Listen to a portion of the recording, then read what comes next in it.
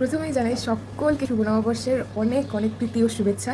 নতুন বছর সবার খুব ভালো কাটুক, আর আমাকে এইভাবেই ভালোবাসতে থাকো। এই নববর্ষের দিন কোনো ভিডিও আপলোড করা বা ভিডিও বানানোও হয়নি। তার কারণ হচ্ছে আমার একটা আর্জেন্ট কারণের জন্য জলপাইগুড়ি আমাকে যেতে হয়েছিল। সেদিন একটু অন্যরকমভাবে কেটেছে, তার জন্য সেদিন আর কোনো ব্লগ বানানো হয়নি। তো চলো এখন জল খাবো ও আগে বিছানা গুছিয়ে নেবো। বিছানাটার অবস্থা খুব খারাপ হয়ে আছে, বিছানাটা আগে গুছিয়ে নেবো। কিছুদিন আমার মুখে কোনো পিম্পলস ছিল না, এই দেখো এখন পিম্পলস দিয়ে ভর্তি হয়ে গেছে।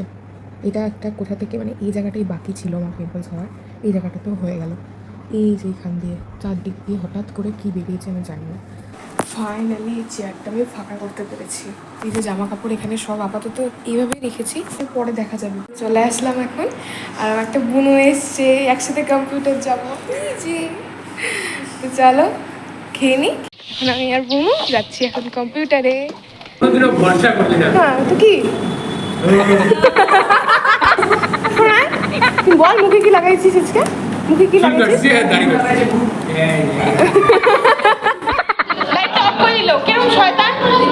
আমরা এখন চলে এসেছি কম্পিউটারে। কেমন মিষ্টি বুনো।